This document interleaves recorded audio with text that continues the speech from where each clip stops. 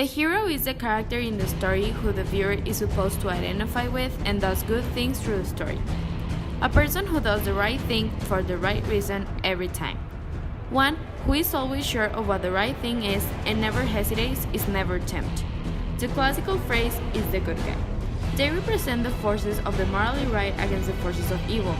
Take Superman for example. A paragon of virtue, yet in order for him to be interesting, that they have to pit him against bad. And why are heroes in the classical sense boring? Because most of us can relate.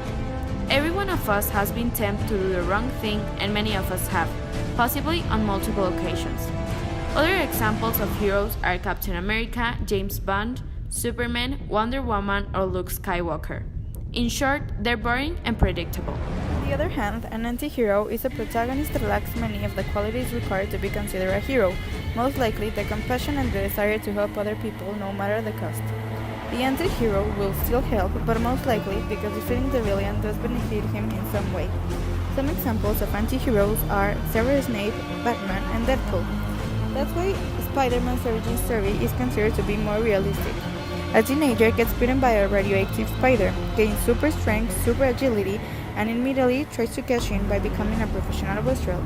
That's real, that's relatable. Selfish people reflect who we feel we are, and that's why anti-heroes have our interest. Someone who's not perfect, someone who's not an overgrown Boy Scout, someone who knows temptation, pain, anger, and fear. Because we become to realize that in the real world, even the heroes are flawed, and so we reject perfect movies heroes as unrealistic. I think people tend to believe that anti-heroes are more realistic than outright heroes. Anti-heroes are popular because they are much more entertaining to watch than a regular hero. Cop who plays by the book and arrests the bad guy through meticulous research and procedure, or the cop who goes out and hunts down the bad guy by rounding up the scum of the underworld and using more aggressive tactics. Well, being a hero is much more one-note and two-dimensional than an anti-hero, where ethics are much blurred and morals are stood up for no matter what. It gives them depth.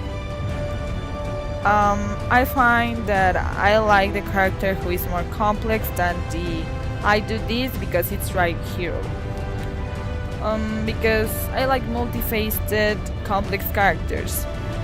Their depth of personality, it's why I find anti-hero characters much more attractive than traditional heroes.